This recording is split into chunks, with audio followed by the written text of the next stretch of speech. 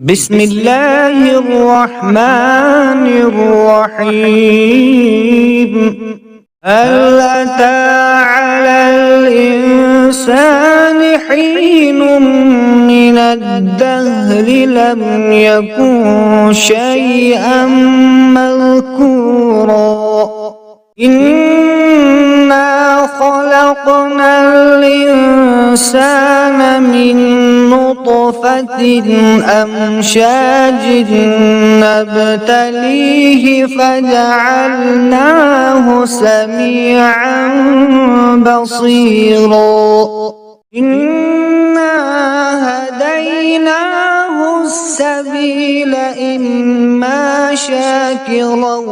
وإما كفورا إنا أعتدنا للكافرين سلاسل وأغلالا وسعيرا إن الأبرار يشربون من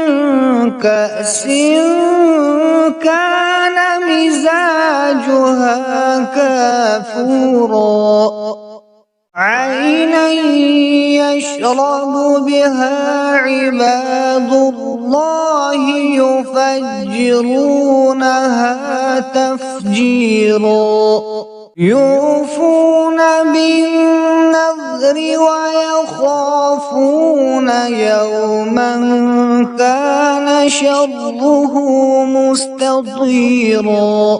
ويطعمون الطعام على حبه مسكينا ويتيما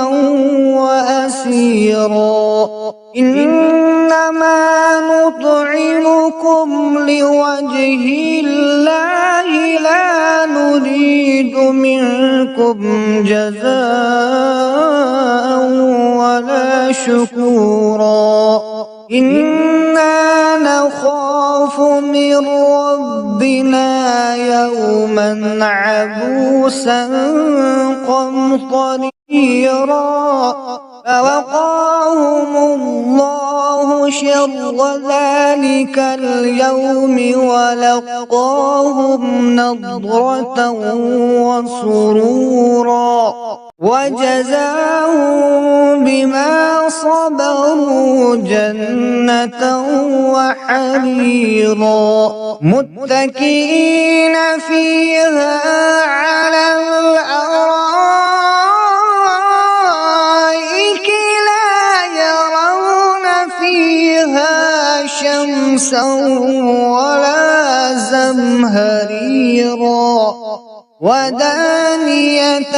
عليهم ظلالها وذللت قطوفها تذليلا ويطاف عليهم بآنية من فضة وأكواب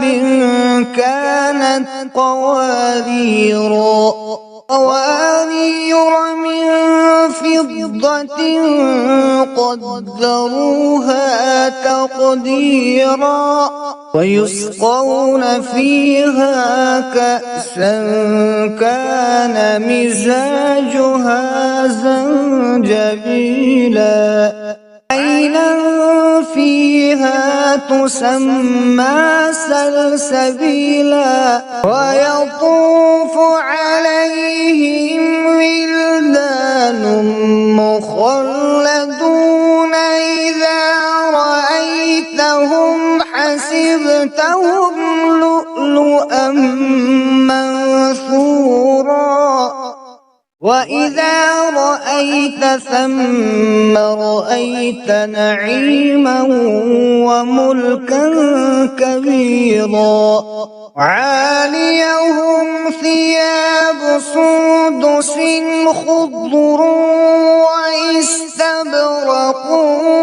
وحلوا أساور من فضة وسقاهم ربهم شرابا طهورا.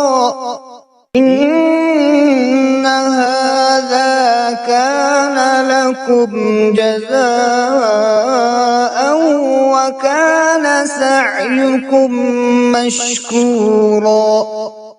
إنا نحن نزلنا عليك القرآن تنزيلا فاصبر لحكم ربك ولا تطع منهم آثما أو كفورا واذكر اسم ربك بكرة وأصيلا ومن الليل فاسجد له وسبحه ليلا طويلا إن هؤلاء يحبون العاجلة ويذرون وراءهم يوما ثقيلا نحن خلقناهم وشددنا أسرهم وإذا شئنا بدلنا أمثالهم تبديلا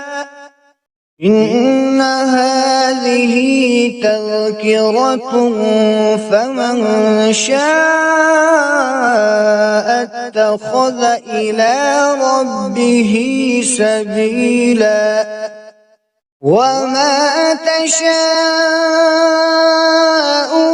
إلا أن يشاء الله إن الله كان عليما حكيما يدخل من يشاء في رحمته والظالمين أعد لهم عذابا أليما